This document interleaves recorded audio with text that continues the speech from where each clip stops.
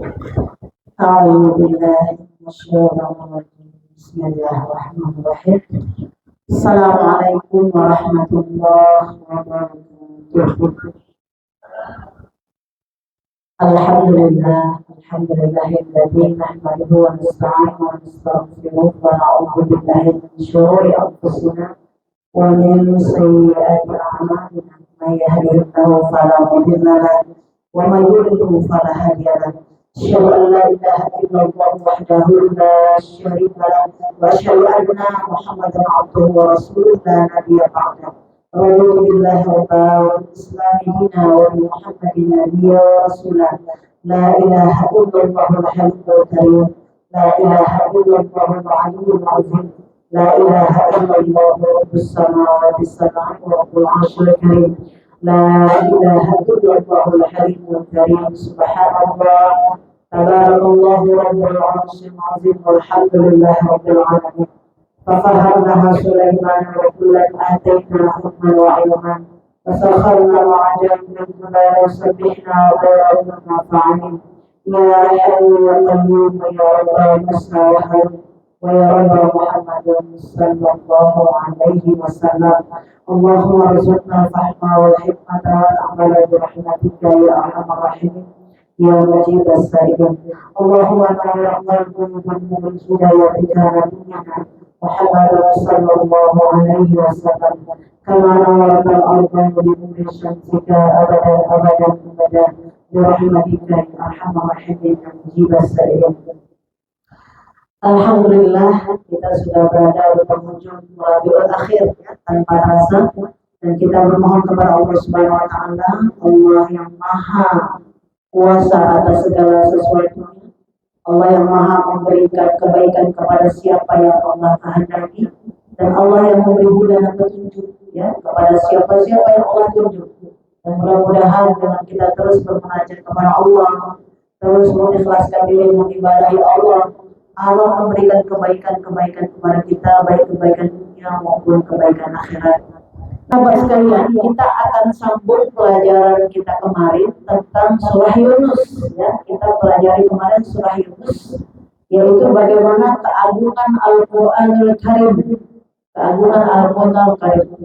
Saya dapat informasi kemarin itu, warga Aceh Pidijaya itu membuat maulid di Jakarta. Yang membuat maulid di Jakarta, pembicaranya tahu siapa? Rocky Gerung. Ya. Nah, ini mau saya katakan, ayat yang kita bahas kemarin, ya ayuhan nas, semua manusia. Ya, wahai semua manusia. Quran ini sumber dari segala sumber ilmu. Makanya orang yang baca Quran dan orang yang mau tadabbur Quran, apalagi orang yang mau mempelajari asbabun nuzul Quran, itu akan menjadi orang-orang yang mursyid, orang yang cerdas, terasah akal pikir kita, terasah sekali. Jadi Quran itu bukan menjadi salah satu untuk doa saja, bukan.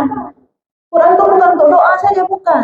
Quran itu pengobat jiwa, dan untuk mengobati jiwa butuh ilmu, butuh pendalaman, butuh pentadaburan, pengkajian lebih dalam.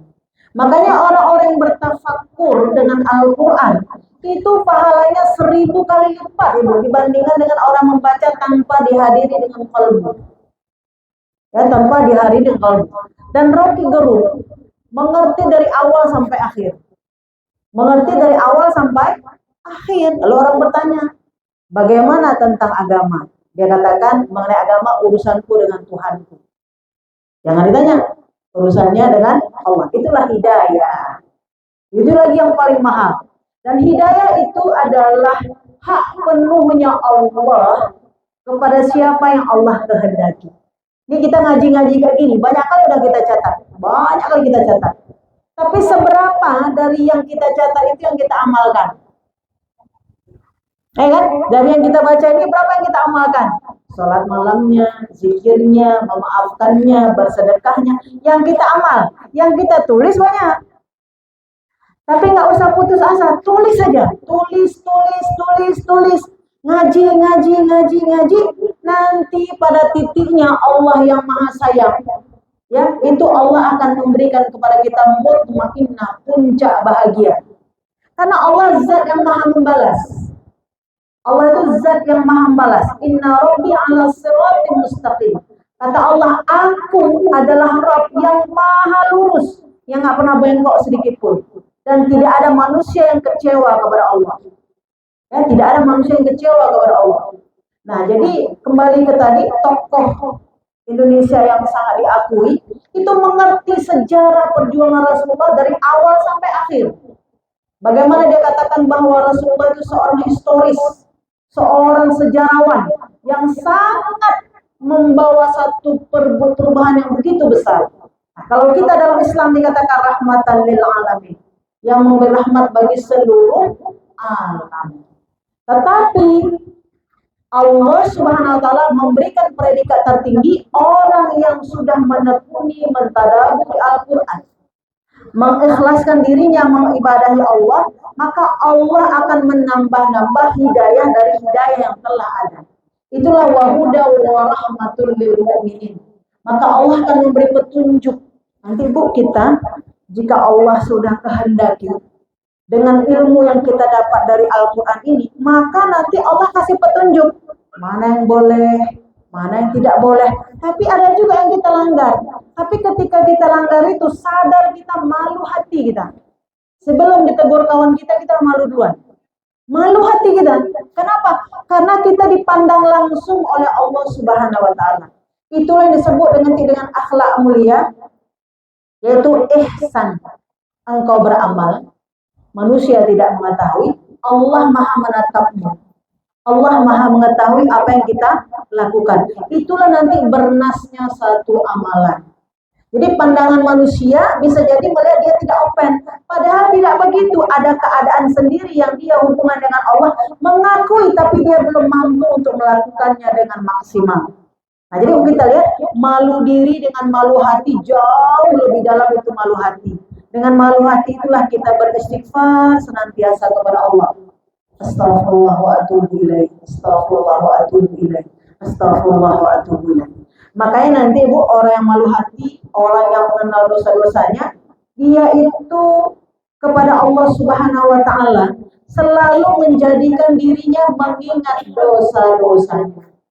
Dari mengingat dosa-dosanya itulah dia akan terlepas dari hubbud dunia, cinta dunia. Maka dia cenderung kepada cinta akhirat. Nabi Isa alaihissalam mengatakan bahwasanya orang yang hubbud dunia tidak akan bergabung dengan cinta akhirat. Seperti tidak bergabungnya api dengan air. Kalau ada api yang banyak, lalu ada air yang banyak, menang siapa? Nggak pernah berkumpul api sama air. Yang ada api di atas air kan? Kan? Kita buat lilin, atasnya api kan, di bawahnya air. Tapi ada penyanggahnya. Tapi api tidak pernah bersatu dengan air. Karena apa? Itulah ibarat orang cinta dunia tidak akan bergabung dengan cinta akhirat. Ya kan? Seperti juga cinta musik dengan cinta Al-Quran. Itu nggak akan pernah bergabung. Nggak pernah bergabung. Nah, jadi kalau seseorang cinta akhirat, otomatis nanti lebih rendah cinta dunia.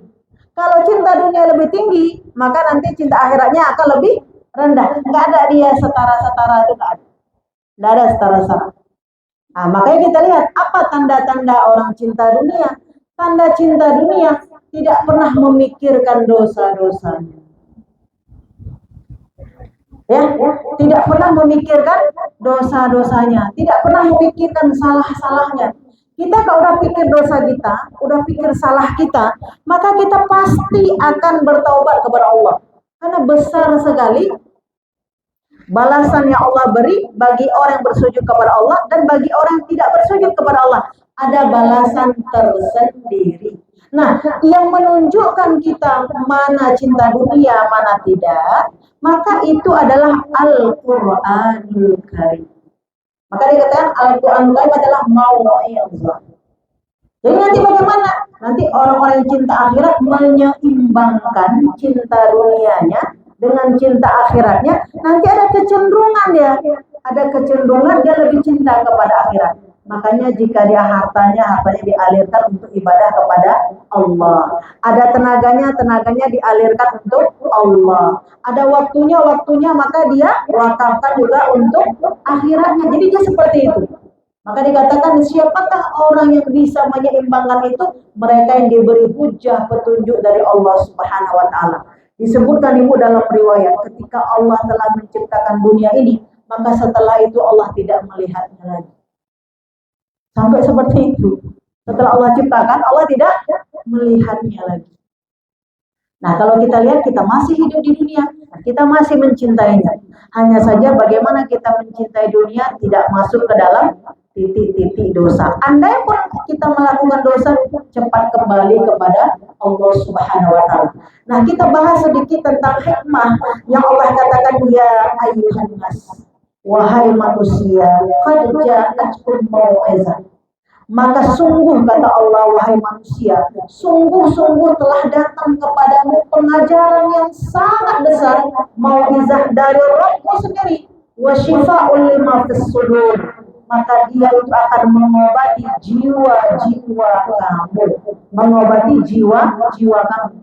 Makanya di dalam Islam, sahabat semua, akal kita ini ada makanannya, fisik kita ini ada makanannya, ruh kita juga ada makanannya, dan makanannya menunya berbeda-beda. Ya, ingat, apa makanan akal? Makanan akal itulah ilmu. Makanya orang yang tidak menuntut ilmu tumpul akalnya. Bagaimana? Karena nggak ada ilmunya. Orang kalau banyak kali gosip, karena nggak ada ilmunya, Bu. Jadi cuma menceritakan yang dilihatnya. Saya lihat tadi kan Bu, si Polan begini. Saya lihat begini. Karena dia nggak menuntut ilmu. Tapi kalau orang ada ilmunya, dia akan membicarakan yang udah ada dalam otaknya, dalam pikirannya, mau dia sampaikan.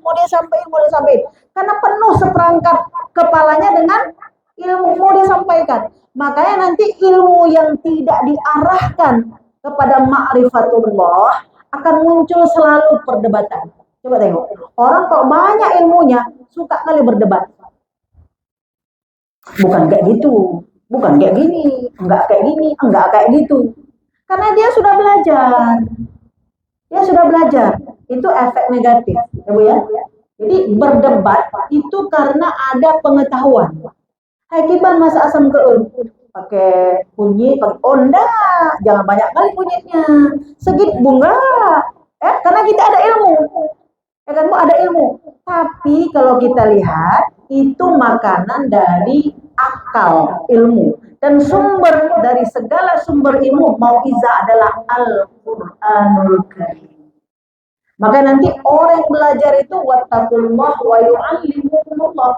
Orang bertakwa itu dicerdaskan oleh Allah Subhanahu wa taala. Karena ini seperangkat ilmu semua, di dalam ini ilmu semua yang Allah ajarkan. Jadi membacanya saja kita sudah dapat pahala, tapi kalau kita pelajari lebih dalam, kita akan dapat penjelasan bagaimana menapaki kehidupan ini. Nah, itu yang pertama. Kemudian apa makanan daripada ruh? Makanan ruh itulah yang saya katakan kemarin, wa huda wa rahmatul lil mu'minin. Ada rahmat Allah. Apa rahmat Allah? Masih ingat pelajaran kemarin? Dari sekian banyak 9 apa yang dijelaskan oleh mufassir tentang rahmat Allah itu. Ada ibadah dan seterusnya. Nah, makanan daripada roh itu adalah mengibadahi Allah Subhanahu wa taala. Yang mengibadahi Allah Subhanahu wa taala itu makanan roh.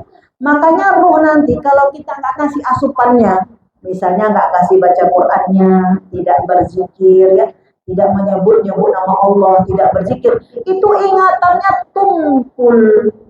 Kalau dia dapat rezeki, dipikirnya dari usaha dia, padahal dari karunia Allah.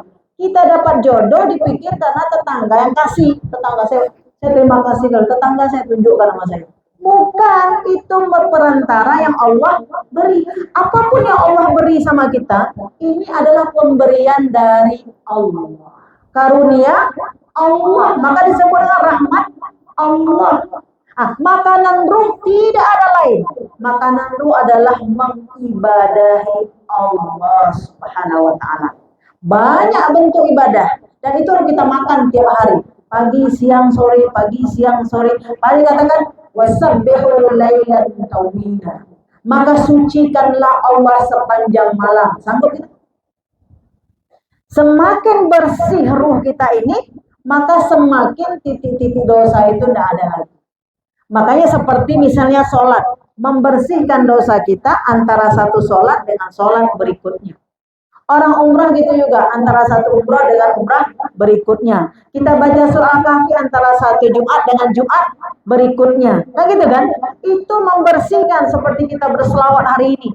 Maka antara satu Jumat dengan Jumat berikutnya, bahkan menembus sampai Rasulullah langsung menjawabnya sendiri. Itu ibadah adalah makanan ruh. Makanya apabila ruh tidak diberi makan, ruh itu akan lapar. Ruh itu akan gersang dan dia tidak merasa. Tidak merasa. Jadi bagaimana tidak merasa? Apabila sholat tidak terasa. Kalau ngaji tidak terasa, maka tidak ada aliran air mata yang keluar.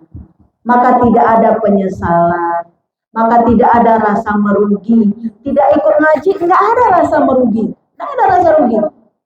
Tetapi ketika hilang cincinnya dua mayang, itu sampai nggak bisa tidur. Tapi ketika nggak sholat tahajud malam, tidak ada masalah. Itu salah satu cinta hubbul dunia. Itu salah satunya. Makanya makanan itu kita beri rutin pagi, siang, sore. Dan makanan ruh harus lebih banyak dari makanan fisik. Kenapa? Karena kita akan hidup selamanya. Ruh ini akan hidup selamanya tanpa akhir. Dia berawal, Allah masukkan dalam tubuh kita, ya, dalam jiwa kita, tapi tidak berakhir. Tapi kalau fisik ini berawal dan berakhir. Seperti sahabat kita Ibu Juwita, udah sampai waktunya. Di hari Kamis kemarin sudah berakhir. Fisiknya berakhir. Tidak butuh lagi Ibu bawa makanan minuman.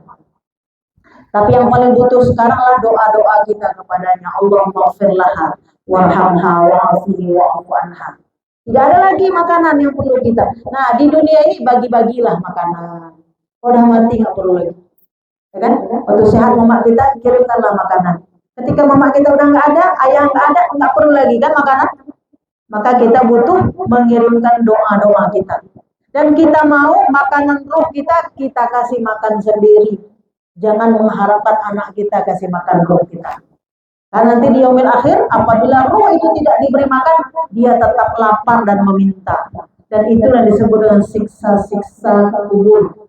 Sampai siksa itu nanti kepada mahsyar, sampai siksa itu di mizan, sampai siksa itu di hisab, dan siksa itu dalam neraka jahanamnya Allah. Dan itu berkepanjangan, tidak berakhir, tidak akan pernah berakhir. Maka dikatakan oleh para ahli hikmah, Al-Quran ini adalah nasihat dari Allah yang mengingatkan kita kepada ancaman, balasan, dan ujian. Ini Al-Quran ini. Nggak bisa teman kita mengingatkan kita. Karena orang kalau ruhnya mati, nggak bisa dinasehatin. Dia akan marah. Kita bilang, Bu, kita sholat di sini, saya sholat di rumah aja. Apa urusan Ibu nasihatin saya? Itu kalau ruh mati. Tapi kalau orang, Bu, kita sholat di sini, di rumah aja. Bu, di sini aja, nanti terlambat. Oh iya juga ya, itu ruh hidup. Tapi kalau ruh mati, apa urusan kamu? Banyak nggak kita kalau dinasihatin? Nggak di sini, tempat lain. Kalau dinasihatin, ada rasa, aku lebih tahu. Itu karena ruhnya lapar. Dinasihatin kita marah. Diingatkan kita marah. Itu adalah bahagian daripada laparnya ruh. Dan ketika di cross check, karena makanan ruhnya memang tidak diberi.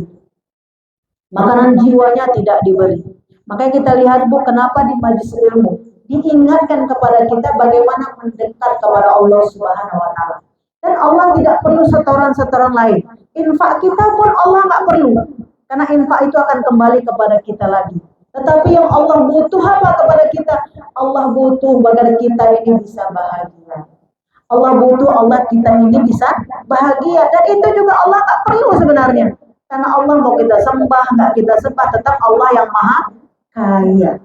Dan salah satu yang paling pamungkas sekali nikmat makanan roh itu adalah berzikir mengingat Allah Subhanahu wa taala dengan menyebut nama Allah. Makanya arti zikir itu pengingat. Mengingat, makanya diulang-ulang. Kalau sekali, Bu, nanti jam 14.30 ya, kita hadir. Ya, saja. Jumat depan diingatkan lagi, Jumat depan diingatkan lagi. Nanti kalau udah pengajian kita berlalu 2 tahun, nggak ada lagi 14.30. Kita udah bilang, Bu, iya 14.30. Kita udah ingat, berulang. Makanya kan kalau habis sholat kita kan, ya Rabbi anta maulana, subhanallah, subhanallah, subhanallah, subhanallah. Nggak cukup 3 kali, 33 kali. Maha suci Allah, maha suci Allah. Itu ketika di luar zikir pun kita belum juga mensucikan Allah. Padahal sudah diulang. Maha agung Allah, maha agung Allah, maha agung Allah. Waktu Allahu Akbar, ada orang assalamualaikum paket. Katanya maha agung Allah. Dalam sholat dia Allah berkabiru, alhamdulillah kabiru. Datang paket, datang paket, datang paket. Ya kan? Nanti maha agung Allah. Kalau maha agung Allah itu apa? Berapalah itu baju kaos. Tapi kita ingat apa enggak? Kita ingat, makanya diulang. Subhanallah, subhanallah, subhanallah, alhamdulillah, alhamdulillah, Allah Akbar. Masih juga mengeluh ya kan? Kan kita bilang alhamdulillah, alhamdulillah, alhamdulillah. Mengeluh ada enggak? Tetap ada. Zikir itu diulang, harus dilombakan, dikencangkan agar dia menang, nafsu kita kalah. Dan itu perlu latihan seumur hidup. Makanya nggak bisa dirapel ibu. Saya hari ini selawat 1000 saja. Besok saya sibuk hari Senin. Besok apa lagi? Nggak bisa. Bukan seperti pekerjaan kantor. Yang nggak sama dia. Dia harus terus setiap hari, setiap hari, setiap hari. Jika itu berkurang, maka akan masuk penyakitnya. Kalau berkurang roh, makanan roh akan masuk penyakitnya. Jadi kita harus melemahkan jiwa kita. Salah satu amalan yang melemahkan jiwa, tidak boleh banyak makan. Tidak boleh banyak berjaga. Jadi jangan sikit-sikit makan, makan sikit-sikit aja. Jangan sikit-sikit makan, sikit-sikit ketawa, sikit-sikit ngobrol. Enggak, ngobrolnya sikit-sikit aja. Itu makanan jiwa. Bu ya, itu makanan jiwa. Makanya kita tengok orang-orang yang hidupnya tidak banyak lagi bicara, tapi dia banyak beramal, itu menunjukkan ruhnya hidup. Tapi kalau banyak ngomong, nggak banyak pekerjaannya. Orang kalau banyak ngomong, nggak banyak kerja ya Bu. Kalau udah banyak ngomong, dia nggak banyak kerja. Tapi memang ada pekerjaan cuma ngomong saja. Itu beda lagi, ya Bu ya. Maka kita lihat di dalam Islam, sedikit bicara, sedikit makan, sedikit tidur. Ambil yang sedikit untuk menjadi garansi ruh kita itu hidup. Maka dikatakan di dalam kata-kata hikmah yang disebut dengan mau'izah adalah nasihat yang mengingatkan kepada ancaman dan balasan. Ya, ancaman dan balasan bagi seseorang yang melaksanakan atau yang meninggalkannya. Coba kita sambung Bu sedikit. Di surah kemarin 57, 58, 59. Apa kata Allah? Qul ara'aytum ma anzalallahu lakum min rizqin faja'altum minhu jaraman wa halalan. Apa kata Allah? Katakanlah wahai Muhammad. Ini mengingatkan kepada kita, tapi disebutkan kepada kita Rasulullah SAW, kepada Nabi Muhammad SAW. Katakanlah Muhammad, terangkanlah kepadaku tentang rezeki yang Allah turunkan kepadamu. Ya, pada ayat 59-nya, apa kata Allah? Jadikanlah, apakah kamu yang menjadikan sebagiannya haram atau sebagiannya halal? Atau Allah? Allahkah yang menetapkan halal haram atau kamu? Ya jawabannya Allah. Tetapi kan banyak yang haram yang kita kerjakan juga, Bu. Betul kan? Makanya orang tanya, Bu, hukumnya macam mana ini, Bu? Kenapa? Karena kita tidak tahu, kita pernah melakukannya itu. Yang kita tahu saja, karena kita masih melakukannya. Yang kita udah tahu, masih kita lakukan. Apalagi yang kita tidak tahu. Saya Bu kemarin, terhanyut saya tentang mau'izah ini, tentang Al-Quran. Jadi ada seorang teman, yang sudah sekian lama tidak baca Al-Quran. Dari sejak dia menikah, karena orang menikah itu udah urus anak, udah ngurus anak, tidak pegang Al-Quran lagi. Lalu dia ikutlah di taklim kayak begini, ikut taklim. Apa dia bilang? Terus saja, ketika satu malam, saya lalu diingatkan oleh Allah SWT, rasa batin saya. Lalu saya bergegas untuk bangun dan bersujud kepada Allah. Yang biasanya nggak pernah juga bangun malam. Dia diingatkan, hak kalbunya seperti diingatkan. Lalu ketika itu saya bersujud kepada Allah, saya salat, saya berdoa, ya Allah berilah hidayah petunjuk untukku ya Allah. Lalu pagi-paginya dia buka Quran. Ketika dia buka, kalamnya ini Bu, lidahnya masih keluh karena sudah sekian lama tidak membaca Al-Quran. Sudah sekian lama nggak baca Al-Quran. Lalu saya coba baca, masih bisa. Saya buka di HP tentang cara belajar Al-Quran online. Bagaimana cara menyebutkan huruf Fa, huruf Kho, huruf Ba, dan seterusnya. Akhirnya insya Allah saya bisa kembali baca Al-Quran. Sekarang Ustazah, saya baca setiap hari 5 halaman. Dan Alhamdulillah hari ini sudah 17 juz saya baca. Nanti insya Allah 25 Desember saya khatam insya Allah 30 juz. Saya mengangkat tangan, berdoa kepada Allah, ya Allah, segala puji bagimu yang masih memberi waktu kepada saya. Ya, Bu. Dia bukan bangga yang dia baca. Ini mau saya katakan makanan ruh. Dia bukan bangga dari dia sudah bisa membaca 17 juz. Tapi dia mengatakan, ya Allah, segala puji bagimu yang telah mengizinkanku masih memberi waktu. Ingat Bu ya, sambil dia bercerita kepada saya dengan derayan air mata yang terus mau keluar, air mata yang terus keluar. Saya kata, itulah kalau kita belajar ilmu. Allah tidak akan memberikan dua penyesalan kepada manusia. Jika di dunia sudah berderai air matanya seperti air bah, menyesali dosa-dosa pada masa lalu, lalu dia berikhtiar terus untuk istiqomah di jalan Allah, maka dia tidak akan dapatkan lagi tangisan nanti di alam barzakh. Tapi orang yang di dunia tidak pernah berderai-derai air matanya, mengingat dosa-dosanya, itulah manusia yang paling banyak menangis nanti di alam barzakh. Ini kita masih dikasih waktu enggak? Nih sekarang nih, nanti asar kan kita nggak tahu. Ya, ini kan asar kita nggak tahu. Tapi itulah yang menjadi nanti makanan roh. Ternyata Al-Quran yang dia baca dengan dia syukuri berbeda dengan kita baca hanya untuk baca. Makanya sahabat sekalian, kalau setiap kita bangun pagi, kita tetap bilang sama Allah, ya Allah, segala puji bagimu yang masih memberi waktu kepada aku ya Allah. Maka kita berniat pagi ini saya mau ini, beramal soleh, mau ini. Itu kita niatkan.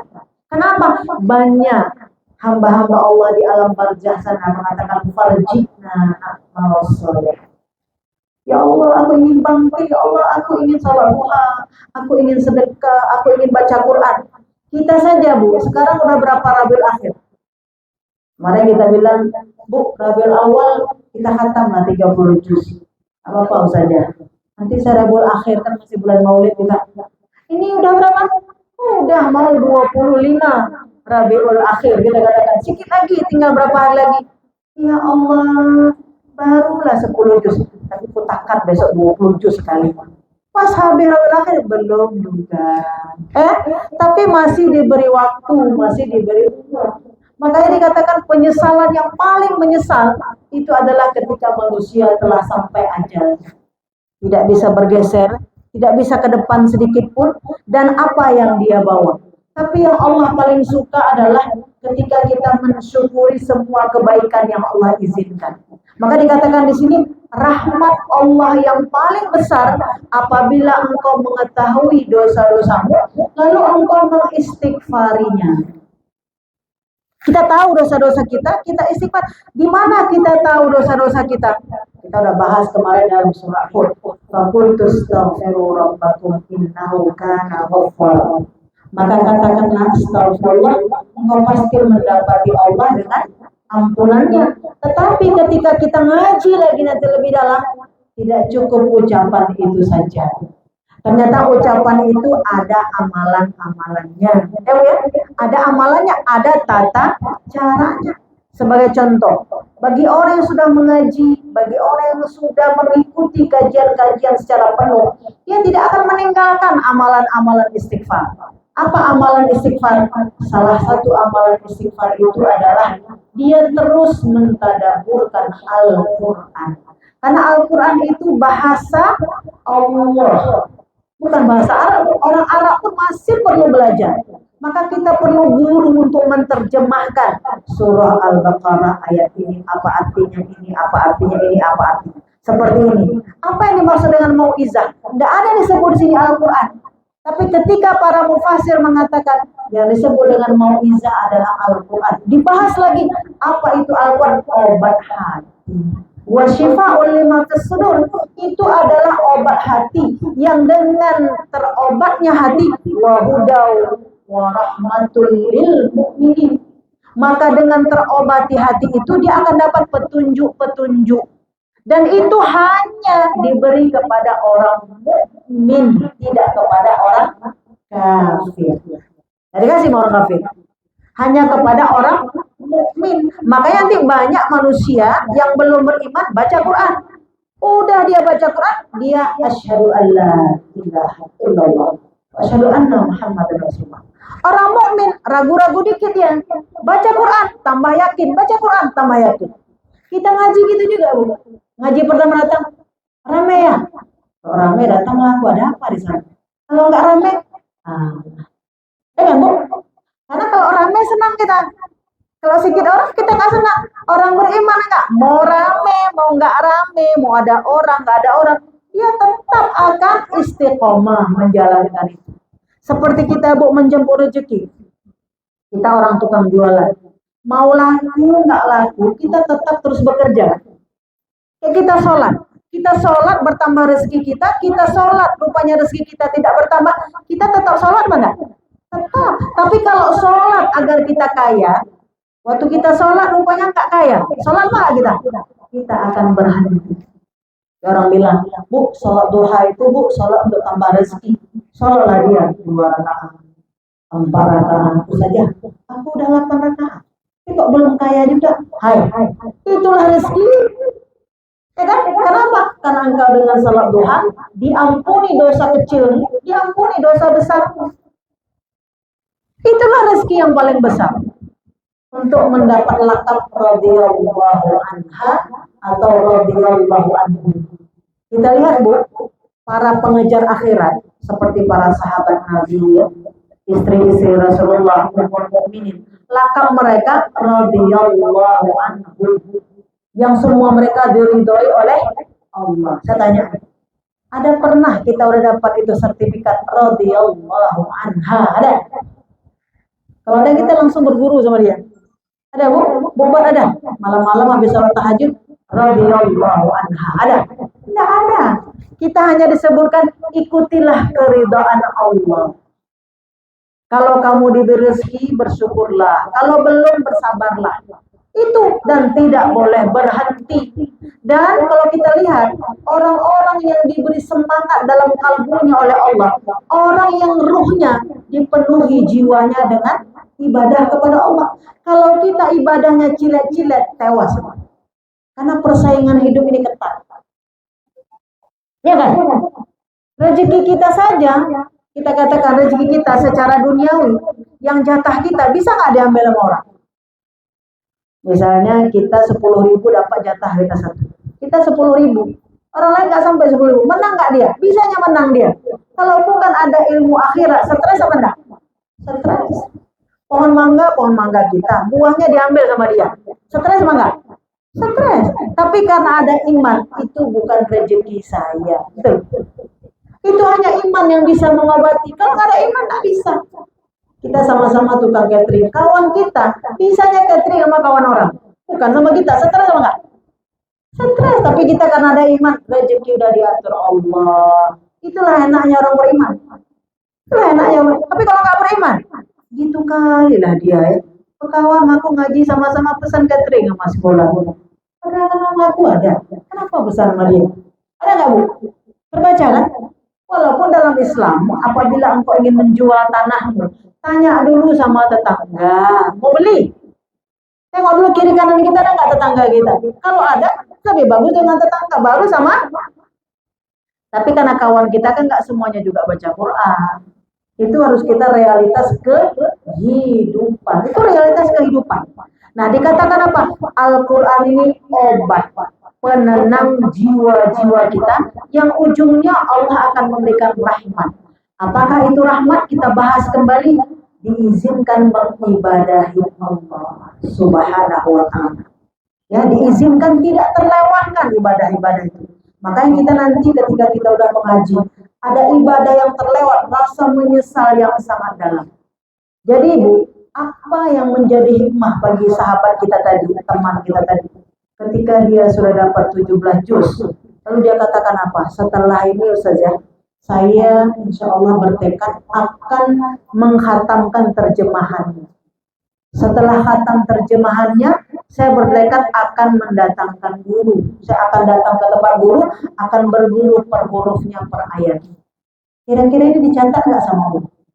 Udah dicatat. Jikapun dia mati hari ini, itu udah jadi amal soleh. Nah, disinilah perlu kita istiqomah. Perlu berkumpul lagi, nggak boleh lari dari majelis ilmu. Kalau lari ada lagi godaannya.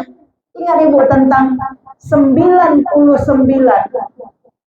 kali yang orang melakukan dosa besar. Lalu dia menghadap kepada ulama. Wahai ulama, apakah dosa saya diampuni? Dosa saya banyak sekali, wahai ulama. Apa kata ulama itu? Tidak, karena banyak kali dosa sudah membunuh. Itulah ditebasnya yang ke-100. Ulama itu dia tebas. Kenapa? Ulama itu bilang bahwa dia dosanya tidak diampuni oleh Allah. Akhirnya dia mencari guru lainnya. Maka dia mengatakan, dosaku teramat banyak. Apakah aku diampuni oleh Allah? Kata ulama itu, diampuni oleh Allah. Karena rahmat Allah, kasih sayang Allah melebihi, lebih besar lagi. Andaikan dosa engkau sekian, rahmat Allah lebih besar lagi. Tapi bersyarat. Nah, ingat Bu syaratnya. Syaratnya adalah apabila kamu ingin bertobat, jangan kembali kepada lingkunganmu. Jangan kembali kepada, apa makna di sini kembali ke lingkungan? Berhijrahlah, pergilah engkau dari kampung ini dan carilah seorang guru di sana dan bertobatlah engkau di sana. Jadi tobat itu rupanya penguatnya tidak boleh kembali ke bid'ahnya, ke lingkungannya, disuruh berhijrah. Kalau kita tetap di lingkungan kita, nih ngaji 1 juz, jumpa sama kawan kita yang gak 1 juz pun, kita kan ikut waktu dia. Kita kan ikut seperti dia kembali. Makanya kalau dilihat, apa yang paling utama ketika seorang istiqomah? Ketika seseorang istiqomah adalah dia akan bergaul dengan orang-orang saleh dan dia akan mengajak teman lainnya ke tempat majelis itu. Sehingga kawannya juga menjadi bi'ah sama seperti dia nanti. Akhirnya apa? Godaan kita tidak terlalu berat. Ya kan Bu? Kalau seorang pemabuk, kawan di sampingnya bukan pemabuk. Tapi kalau seorang pemabuk, kawan di samping mabuk, sementara dia memang mabuk tiap hari, waktu dilihatnya macam mana? Kepingin juga lah aku seteguk, kepinginlah 2 teguk. Gitu kan? Seorang yang suka musik misalnya, berhijrah dia, tapi dia nggak melewati kawannya tadi, nggak dia tinggalkan. Nah dia ngaji, pulang dari ngaji kata kawannya, ayo. Dia pun lewat lagi waktu maghrib. Saja, tapi ini maghrib kami sholat. Iya, tapi waktu sholat pun masih ingat itu. Ya Bu, karena jalan hari-harinya juga mengerjakan itu. Maka dikatakan di sini, syarat orang bertobat meninggalkan orang-orang jahil. Cara meninggalkannya macam mana? Menghadirkan orang-orang jahil di majelis ilmu. Karena ketika kita hadirkan, dia akan tersibur. Maka nanti dikatakan ada nama ahlul ibrah. Ahlul ibrah itu adalah orang yang bisa mengambil i'tibar dari setiap kehidupan yang dia pandang dan dia lihat. Dan kalau orang-orang ahli yang sudah di bidangnya disebut dengan ahli hikmah. Jadi dia mengambil i'tibar dari perjalanan hidup seseorang. Kenapa? Seperti teman kita tadi yang saya ceritakan. Kenapa dia yang sudah begitu lama dulu tidak baca Al-Quran, lalu dia bisa baca Al-Quran, lalu dia bisa meneteskan air mata, yang dulu tidak pernah meneteskan air mata. Maka dia mengambil ibrah. Dan kita yang mendengarkan itu juga mengambil ibrah. Artinya apa? Bukan mencela, bukan mencerca, bukan menghina. Ya kan? Dari yang kita lihat, kenapa? Banyak sekali yang Allah berikan orang-orang dapat hidayah dari sebelumnya seorang pendosa. Makanya kalau kita baca surah Al-Fatihah kan, ihdinas siratal mustaqim, siratal ladzina an'amta 'alaihim ghairil maghdubi 'alaihim waladdallin. Ya Allah, luruskanlah jalan hidupku, hidayahkanlah diriku seperti orang-orang yang Engkau beri nikmat. Orang-orang yang Allah beri nikmat itu, Bu, ada dikasih hidayah di awal, ada dikasih hidayah di tengah, ada dikasih hidayah di akhir. Makanya orang kalau umur 50 misalnya belum dapat hidayah, jangan kita pikir, ya nasol neraka, ya. Bisa jadi umur 51, ya kan? Bisa jadi umur 52. Kita nggak boleh menjustis itu. Siratal ladzina an'amta 'alaihim ghairil maghdubi 'alaihim. Bukan orang-orang yang tersesat atau menyesatkan. Siapakah mereka? Mereka yang bisa jadi dulunya baik, tapi sekarang tidak baik. Makanya di situ pula lah kita berdoa kepada Allah. Rabbana la tuzigh qulubana ba'da idh hadaitana wa hab lana min ladunka rahmah innaka antal wahhab. Ya Allah, berikanlah ya Allah kepada kami setelah Engkau beri hidayah, jangan balikkan lagi ya Allah kepada kekufuran, kepada kemungkaran. Tapi dalam kenyataannya, Bu, ada nggak kita yang sesekali lalu tertinggal tahajudnya, sesekali terlewat baca Qur'annya, gitu kan? Nah, bagi yang sudah istiqomah pun tetap jaga-jaga, karena itu hak penuhnya Allah. Makanya mensyukuri jauh lebih utama dari ibadah itu setelah kita berhasil beribadah, bukan sebelum ya. Ingat, jangan dipotong bahasanya. Mensyukuri nikmat Allah terhadap kita bisa beribadah jauh lebih utama dari ibadah itu sendiri.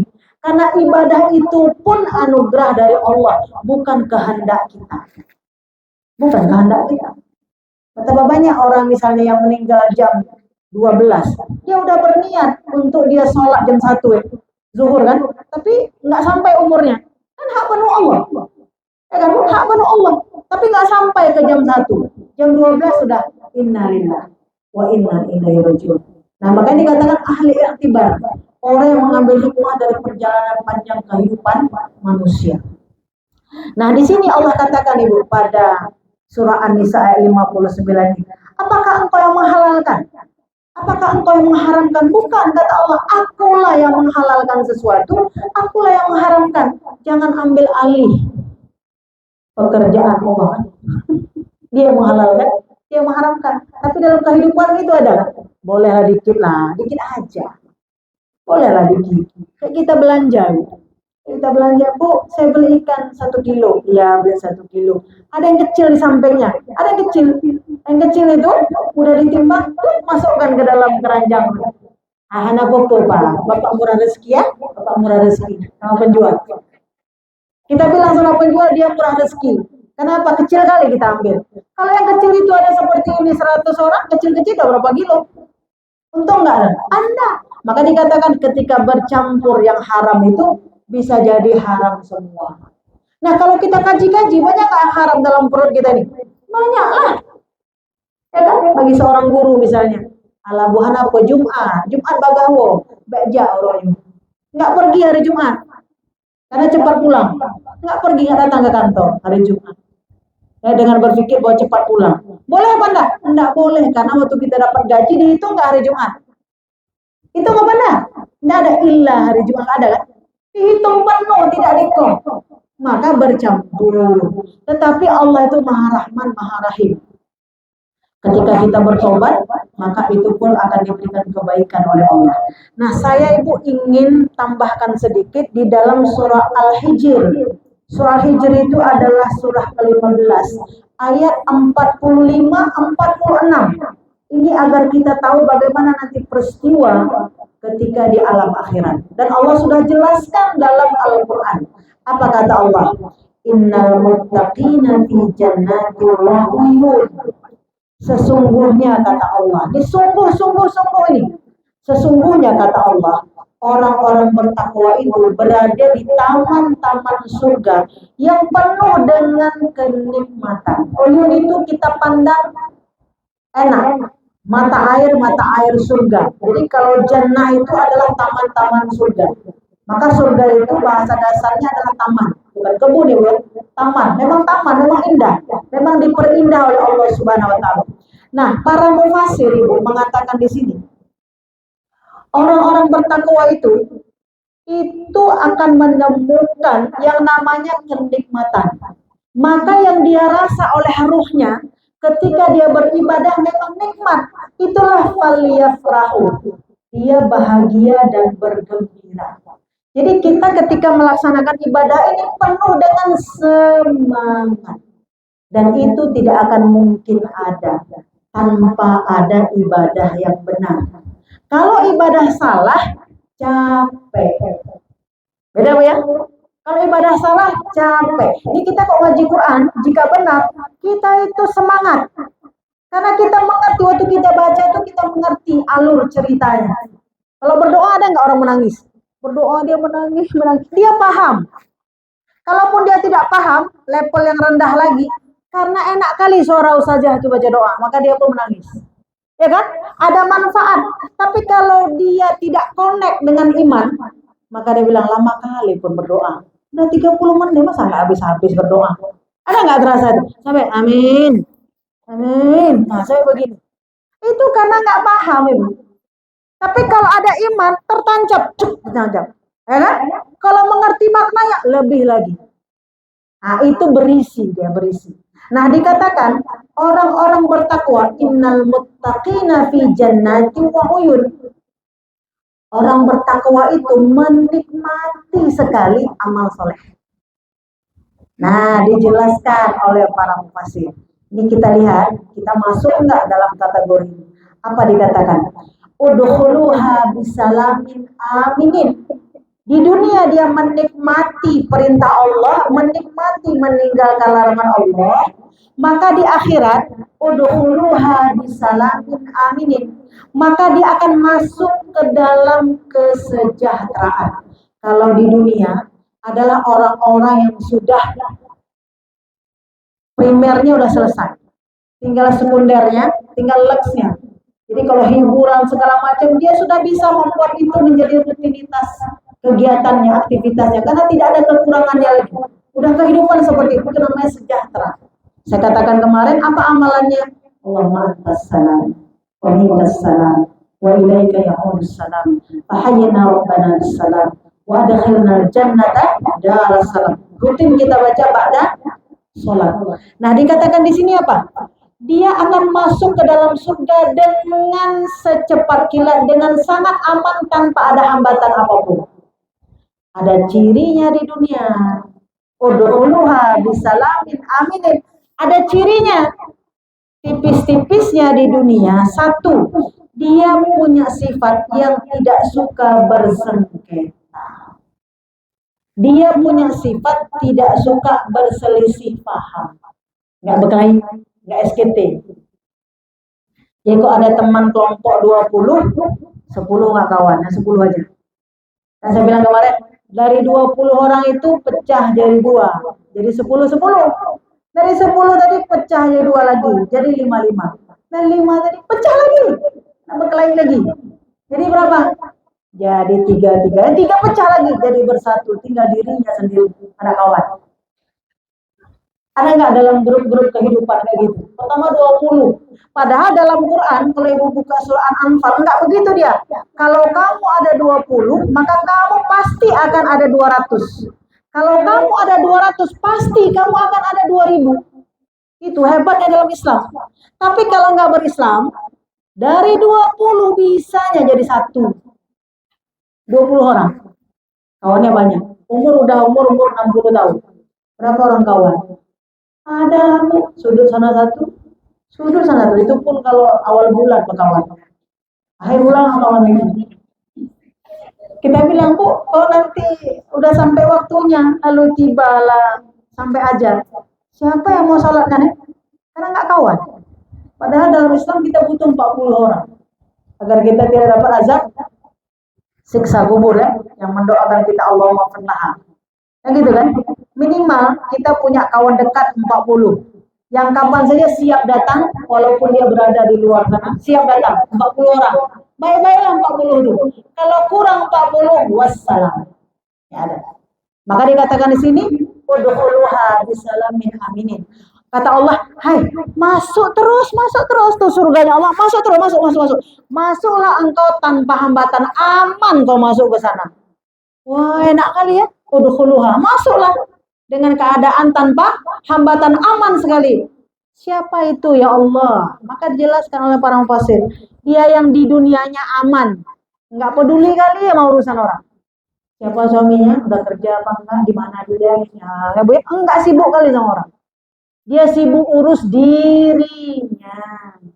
Kalau urus orang, menolong orang, bukan menyusahkan orang. Jadi kalau kita lihat, ada tanda-tandanya ternyata di dunia. Salah satunya adalah mereka yang sangat aman, yang tidak mendapatkan siksa dari Allah Subhanahu wa Ta'ala, karena sudah diakhiri hidupnya dengan taubat.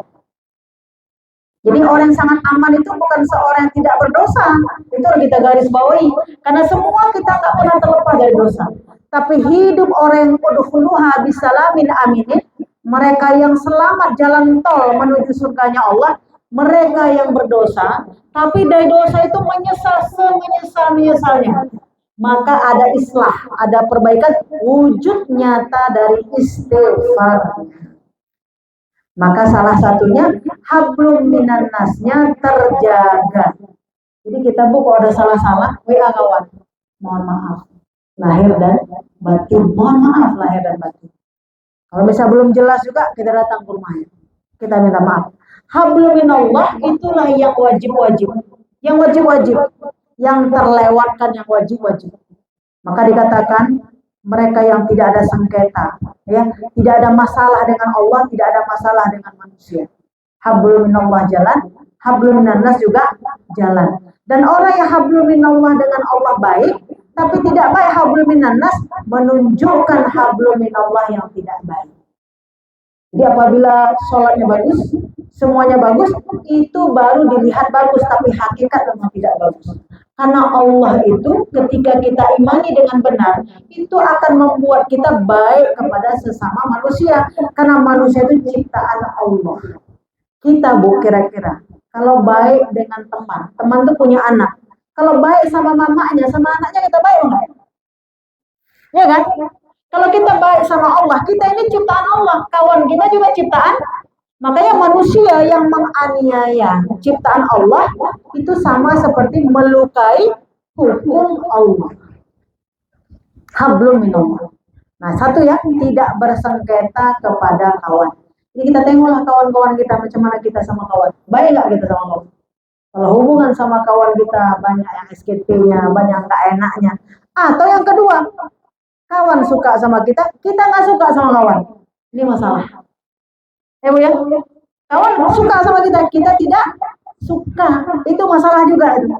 Makanya kawan merasa dekat sama kita nggak kenal pun, siapa Bu yang ke siapa? Ini, auzubillah min dzalik. Maka kita saling bertaaruf ya, saling kenal mengenal, agar tumbuh rasa cinta dan sayang kita sama. Jadi udkhuluha bisalamin aminin, dia akan seperti jalan tol nanti di yaumil akhir. Kenapa? Karena dia tidak bersengketa. Nah, dijelaskan lagi apa? Orang yang hidup saling bersaudara. Saya baca Ibu di satu buku ya, itu hadis Nabi sangat terhanyut sekali. Dikatakan apa? Apabila seorang mempunyai anak perempuan, 3 anak perempuan, atau mempunyai 3 saudara perempuan, punya 3 anak perempuan, atau punya saudara anak perempuan, berarti kakak adik kita kan. Lalu dia berkasih sayang dengan kakak adiknya, mainnya lebih 3. Nah, dia berkasih sayang dengan kakak adiknya, berkasih, bahkan dia menghidupi kebutuhan adik kakaknya, itu surga baginya. Bu Vila berapa orang saudara perempuan? Ya kan? Itu sebenarnya wasilah surga kita. Wabuhu ilaihi wasilah. Jadi kalau kita punya anak perempuan 3, ditanya, ya Rasulullah, kalau 2, iya. Kalau 1, iya. Ya kan? Kalau 2 kan tadi 3. Kalau 2 aja macam mana? Iya. Kalau 1 macam mana? Kalau enggak ada enggak saudara perempuan? Saudara perempuan itu bisa kakak adik kita, bisa kakak mama kita, kakak adik kita kan. Dan kita berbaik-baik sama dia. Ada kebutuhannya, ada keperluannya, ya kan? Kita baik sama dia, itu surga bagimu, berkasih sayang. Jangan kita pikir dulu tuh kawan SMA kita dulu, masa kita pikir itu kawan yang satu rahim dulu, ya kan? Nggak ada yang satu rahim kita, kakak mama kita, adik mama kita, ada 3 orang saja, saya cuma 2, ya walaupun 2, saya cuma 1, ya walaupun 1, baik-baiklah sama dia. Nggak ada gula dia, kita kasih gula dia. Nggak ada duit dia, kita kasih duit dia, ya. Nggak ada agama dia, kita ajak ngaji dia. Karena keperluan akhiratnya dan keperluan dunianya, ajaklah dia yang paling utama. Ini kalau ada misalnya di kita ngaji, ada yang bagus-bagus, kirimkan ke adik, kirimkan ke kakak. Bukan dicela, bukan digurui, enggak. Nah, kalau kita baik-baik dengan saudara perempuan kita atau anak perempuan kita, memenuhi kebutuhannya, itu memang jaminan surga untuk kita. Mudah nggak Bu dapat surga? Mudah, tapi saya tanya dulu, siapa yang nggak pernah berkelahi dengan kakak adiknya? Siapa yang nggak pernah berkelahi sama kakak adiknya? Adakah rasa-rasa di kalbu kita? Gitu kali lah dia. Tapi kalau ibu udah baik-baik, itu rahmat Allah. Itu kan tidak dilihat lagi dari sholat, puasa, zakat, haji, karena itu udah beres. Bukan nggak perlu. Itu karena lantai 1-nya sudah selesai. Bubat 6 orang kan? Bubat 7. Bubat ada lebih dari 3. Ada anak perempuan 3, ada saudara perempuan 7. Nah kita masing-masing Ibu. Jadi kalau kita paham bahwa udkhuluha bisalamin aminin. Oh, dengan pergi majelis taklim. Iya, tapi ada lagi apa? Oh, kita punya saudara perempuan. Ternyata saudara perempuan kita itu, anak perempuan itu kita didik dengan Islam, kita didik dengan agama, kita didik dengan kekuatan tauhid, maka insya Allah, kan? Itu akan menjadi jaminan surga bagi kita. Jadi Islamnya luas sekali. Maka dikatakan, andaikan seorang yang mengeluh, andaikan seorang yang sepi, andaikan seorang yang terasa dirinya gundah gulana, ketika dia baca Al-Quran, ini menjadi penyejuk jiwa, menjadi obat dalam batin-batinnya. Kenapa? Allah memenuhi rasa-rasa kita di dalam kalbu kita itu. Itu yang kedua. Lalu kata Allah apa? Sesungguhnya kata Allah, orang-orang yang udkhuluha bisalamin aminin, apabila dia hidup di dunia, lalu hidupnya ada kekurangan di sana sini. Kita kurang apa lebih? Lebih besarnya. Ada kekurangan. Kurang kadang di ekonominya, kadang kurang di tingginya, kurang di cantiknya, kurang di ilmunya. Tapi kekurangannya itu dia sabari. Maka sabar ini menutupi kekurangan kita, udkhuluha bisalamin amin. Maka kurang itu menjadi sebab surganya kita. Enak nggak Bu? Tapi kalau kita nggak ngaji, itulah Bu, saya nggak sama sama sekolah. Cipolan tuh pergi ngaji ada mobilnya, saya naik apa mau pergi? Kan gitu kan? Cipolan tuh ada kawannya, saya macam mana mau pergi? Cipolan ngaji ya lah Bu, dia bisa baca, saya kacamata pun nggak bisa beli. Banyak kan Bu kekurangan-kekurangan. Nah kalau bersabar dari kekurangan yang ada pada kita, maka kekurangan itu adalah udkhuluha bisalamin aminin. Banyak kan kurangnya kita? Sangat banyak kurangnya kita. Kurang berani, ya kan Bu? Kurang ini, kurang itu kan banyak kita kurangnya. Tapi kurangnya kita sadar. Ya, maka kita menutupi kekurangan kita itu dengan apa? Bersungguh-sungguh menjada wajada. Saya banyak melihat kawan-kawan yang ketika dulu dia nggak tahu apa-apa, lalu dia bersungguh, dia belajar tahu kekurangan dirinya. Akhirnya hari ini dia menjadi guru. Dan saya lihat ibu saya sendiri, mama saya sendiri, ketika dulu nggak bisa baca, Ibu, memang tidak bisa baca. Jadi Quran itu kita talaki. Alif lam mim, alif lam mim. Dzalikal kitabul la raiba fihi hudal muttaqin. Ulang-ulang. 6 bulan kemudian saya pulang kuliah ajar lagi. 6 bulan. Sekarang mama saya jadi guru. Al-Kahfi, Surah Yasin, Al-Waqiah, semua udah hafal semua. Tambah dia baca kitab-kitab lagi. Berzikir-zikir semuanya. Dari step by step. Tapi terus ya, kekurangannya bahkan sekarang jadi kelebihan. Maka dikatakan khairukum man ta'allamal Qur'an wa 'allamahu. Engkau awalnya itu belajar, tapi setelah belajar pasti jadi mengajar. Tapi kalau tidak belajar mungkin tidak. Makanya pengalaman kita ini menjadi sesuatu yang sangat berarti. Untuk kita apa? Untuk kita perjelas kepada anak keturunan kita. Itu kita perjelas kepada anak keturunan kita. Maka dikatakan udkhuluha bisalamin aminin. Dia masuk surga dengan aman dari apa? Dari kekurangan-kekurangan yang ada pada dirinya karena dia berusaha bagaimana kekurangan itu menjadi kelebihan pada dirinya. Yang berikutnya dikatakan apa? Orang-orang yang Allah Subhanahu wa taala lenyapkan dalam dadanya di dunia ini rasa dendam, rasa sakit hati, rasa marah kepada saudara. Jadi hati kita tuh lapang dada kita. Amalannya sudah saya sampaikan beberapa waktu-waktu yang dulu. Apabila kita sebelum tidur, maka beristighfarlah kepada Allah 3 kali. Astaghfirullahaladzim, alladzi la ilaha illa huwal hayyul qayyum wa atubu ilaihi. 3 kali ya. Setelah itu kita bilang subhanallah walhamdulillah wa la ilaha illallah wallahu akbar. Kalau boleh kita baca 100 kali. Setelah itu kita bilang sama Allah, ya Allah, ampunilah dosaku. Aku telah memaafkan siapapun yang berbuat salah kepadaku. Dan siapapun yang aku bersalah kepadanya, bukakanlah pintu hatinya untuk memaafkan diri. Biar balance. Jangan maafkanlah kesalahanku, tapi si Polan yang buat salah tidak akan aku maafkan. Nggak boleh. Makanya bahasa dalam hadis Nabi itu, Allahumma innaka afuun karim, tuhibbul afwa fa'fu anna. Ya karim kan? Allah yang maha pemaaf, maafkanlah diriku. Lalu kamu apa? Kamu sebagai hamba apa? Maka aku sebagai hamba, wasilahnya, aku memaafkan kesalahan mereka semua yang pernah bergaul denganku, ya Allah. Maka wasilah itu, maafkanlah diriku, ya Allah.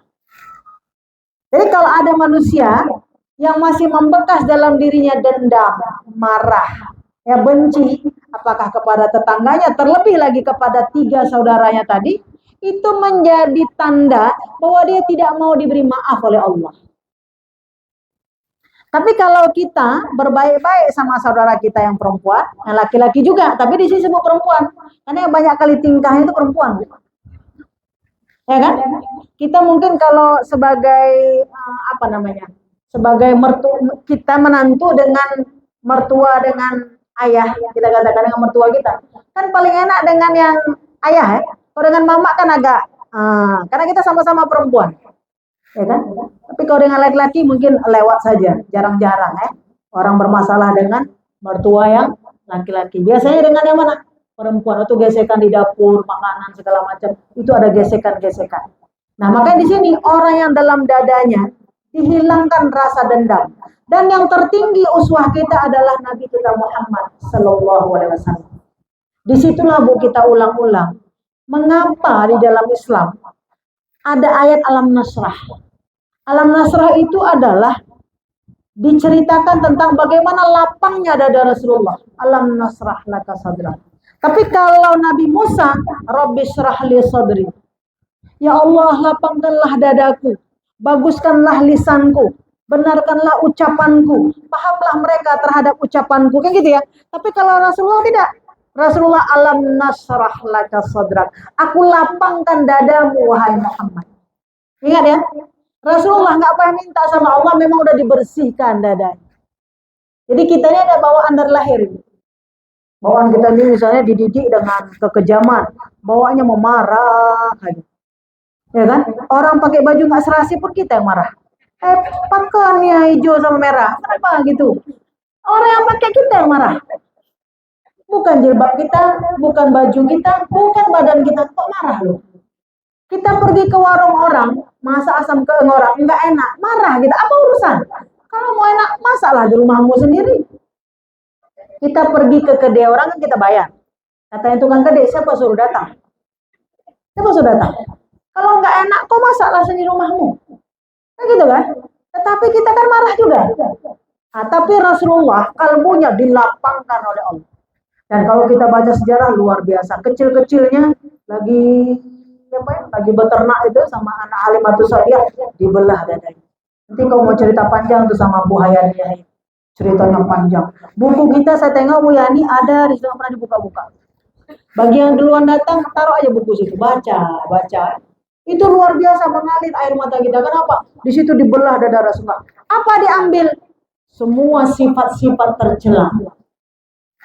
Ada misalnya sifat tercela apa? Misalnya ada suudzonnya, ya kan? Ada lemahnya, ada putus asanya, ada sedihnya, ya kan? Itu ditarik oleh Allah, maka dimasukkan istiqomah, dimasukkan sabar, dimasukkan ikhlas. Bentuknya macam mana wallahu a'lam. Tapi dalam sejarah setelah itu dikeluarkan seperti orang operasi, dimasukkan sifat-sifat itu. Maka Rasulullah kan paling istiqomah.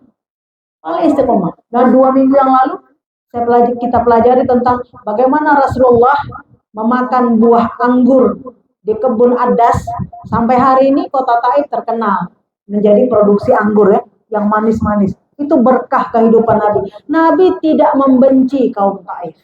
Itu ada dalam dirinya. Nah, ada nggak rasa-rasa kita dalam diri aku paling sakit hati lah sama si Polan. Paling sakit hati. Oh yang lain tuh enggak lah, tapi yang satu itu luar biasa aku sakit hati. Nah itu alam nasrah. Alam nasrah. Baca. Kapan kita baca? Kita baca di waktu subuh, di qabliyah subuh. Qabliyah subuh, baca alam nasrah, baca alam tara kaifa fa'ala rabbuka bi ashabil fil. Bagaimana Raja Abraha datang lalu ingin menghancurkan Ka'bah, lalu Allah selamatkan dengan burung ababil. Jadi kita nih Bu, jika kita sudah beriman kepada Allah, bukan kita lagi menyelamatkan diri kita, tapi Allah mengambil alih, memberikan keselamatan terhadap siapapun yang ingin menzalimi. Dan itu yang tertinggi adalah kehidupan Nabi kita Muhammad Sallallahu Alaihi Wasallam. Jadi udkhuluha bisalamin aminin, siapa? Orang yang dalam kalbunya ditarik rasa dendam, rasa benci, rasa amarah. Makanya akhlak yang paling sempurna adalah akhlak Rasulullah Sallallahu Alaihi Wasallam. Dan kita ngaji-ngaji ini kita terus introspeksi diri saya gitu. Terutama Bu bagi kita yang punya pasangan, yang paling cepat kita marah tuh sama suami. Paling cepat marah tuh. Karena kita 24 jam sama, kalau sama kawan, alah 1 jam ya sama dia, sabar ya aja lah, 1 jam cuma sama dia. Tapi kalau sama suami, macam mana 1 jam, besok sama dia lagi, tidur pun tengok mukanya lagi. Mau makan, lihat mukanya, mau kerja, lihat. Kalau misalnya akhlaknya tidak bagus, mau berkelahi apa enggak kita? Mau berkelahi. Makanya ditanyakan, kalau kamu ingin tahu bagaimana akhlak dirimu, tanyalah kepada pasangannya. Jangan tanya kawannya cuma hanya beberapa jam saja. Ya kan Bu? Tanya sama pasangan kita. Ustaz, baik Ustazah tuh. Oh, kalau itu. Nah gitu kan Bu? Oh, kan gitu kan? Ada jawabannya. Jika engkau ingin tahu, tanyalah kepada pasangannya. Karena itu hidupnya siang malamnya bersamanya. Tapi kalau tanya sama kawan-kawan nih, ini baru 2 jam, baru 3 jam. Atau ajaklah dia bermusafir sampai sama-sama, ya kan Bu? Kita tengok apa pula dibilang tahajud malam. Aku tengok tidur dan 7 malam tidur terus, tak ada yang tahajud karena malam nampak dia. Tapi kalau kita bersama-sama safar, oh iya, makanya perlu Bu sesekali kita bersafar bersama agar kita bisa saling tausiah, saling mengingatkan untuk akhlak yang lebih tinggi. Nah jadi ini dikatakan udkhuluha bisalamin amin. Masuklah engkau ke dalam surga yang penuh dengan aman. Tidak ada siksa, tidak ada apapun. Yang pertama adalah orang yang mengawali dirinya dengan taubat sebelum nyawanya dijemput oleh Allah Subhanahu wa Ta'ala. Mereka yang berkasih sayang, terutama berkasih sayang kepada anak perempuannya, yang tidak menzalimi anak perempuannya, yang tidak menzalimi saudara perempuannya. dan mereka menghidupi, memberikan kebutuhan-kebutuhan saudara perempuan atau anak perempuan. Kemudian mereka yang dihilangkan rasa dendam, takabur, ujub, sombongnya, tentunya ini butuh ilmu. Butuh sekali kita ibadah kepada Allah dari ayat yang kita baca di atas tadi, surah Yunus ayat 57, ayat 58, lalu Allah menyindir pada ayat 59. Apakah engkau yang mengharamkan atau aku yang menghalalkan? Akulah yang mengharamkan, akulah yang menghalalkan. Jangan coba-coba kamu menghalalkan apa yang diharamkan, mengharamkan apa yang dihalalkan. Tapi kalau kita nggak ngaji Quran, maka bisa jadi yang halal kita bilang haram, yang haram kita bilang halal. Ibu nengok perkembangan zaman, itu seperti di Cina dan Jepang. Mereka tidak mau lagi menikah, Bu. Kenapa? Orang menikah itu kalau cari rezeki, kalau dulu belum menikah, cari rezeki kan sendiri. Makan sendiri. Kalau dapat bisa 1 juta, makan sendiri kan? Cukup. Kalau udah menikah macam mana? Harus memberi nafkah lahir dan batin kepada pasangannya. Bagi kita umat mukmin, memberi nafkah itu investasi pahala. Seperak 2 perak itu investasi pahala. Bagi mereka yang tidak beriman, itu apa? Menguras pahala, menguras harta. Ya kan? Makanya pola pikirnya apa? Jangan tambah beban. Hidup sendiri aja pas-pasan, apalagi mau. Nah, di Quran lain lagi. Menikahlah engkau, maka Allah akan kaya akan kamu. Itu kan Bu pakai iman kan?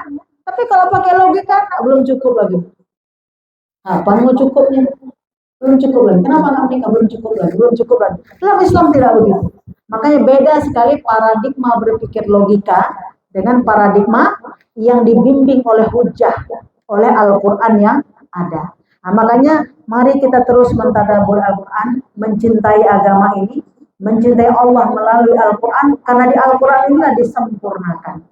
Terakhir Ibu, saya ingin sampaikan kepada kita semua, marilah kita menggabungkan zikir yang bisa menguatkan kalbu. Afdalu zikri fa'lam annahu la ilaha illallah. Sambung, Muhammadur Rasulullah sallallahu alaihi wasallam. Jika bisa kita latihan, 1 hari kita baca 365 kali. La ilaha illallah Muhammadur Rasulullah sallallahu alaihi wasallam. Berapa kali kita baca? 365 kali. Maka keberkahan hari kita 1 hari seperti setahun, seperti 365 hari. Itulah berkah hidup kita. Dan hebatnya, kita udah bahas minggu kemarin, orang-orang yang mengucapkan kalimat tauhid la ilaha illallah, diteguhkan jiwa-jiwa mereka. Diteguhkan jiwa-jiwa kita. Kita ini Bu, dalam mendidik anak, dalam bergaul, dalam bermasyarakat, dalam berkawan, dalam belajar, apapun dalam berbisnis bisa jadi. Itu jiwa kita bisa rapuh kalau tidak bersandar kepada Allah Subhanahu wa Ta'ala. Bisa rapuh apapun. Makanya yang menjadi salah satu kita katakan pokok dalam hidup kita, batin kita itu la ilaha illallah. Lalu penat-penat kita itu akan terobati lembut-lembutnya dengan jiwa-jiwa yang telah Allah susupkan pada diri Nabi Muhammad sallallahu alaihi wasallam. Itulah Muhammad sallallahu alaihi wasallam. Makanya kita gabung la ilaha illallah Muhammadur Rasulullah sallallahu alaihi wasallam. Maka dalam Islam kita lihat selawat Jibril, dia nggak minta doa apapun. Sallallahu ala Muhammad sallallahu alaihi wasallam. Nah, kalau kita bisa amalkan, kita amalkan. Nah, jadi hari Jumat ini kita tambah ya. Kita tambah, sudah kita berselawat Allahumma salli wa sallim ala sayyidina Muhammadin abdika wa nabiyyika wa rasulika nabiyil ummi wa ala alihi wa sahbihi wa sallim taslima. Sambung lagi, la ilaha illallah Muhammadur Rasulullah sallallahu alaihi wasallam. Amalkan, evaluasi sampai Jumat depan. Rasakan apa bedanya, apa yang Allah beri untuk kita insyaallah. Subhanakallahumma wa bihamdika asyhadu an la ilaha illa anta astaghfiruka wa atubu ilaik. Assalamualaikum warahmatullahi wabarakatuh.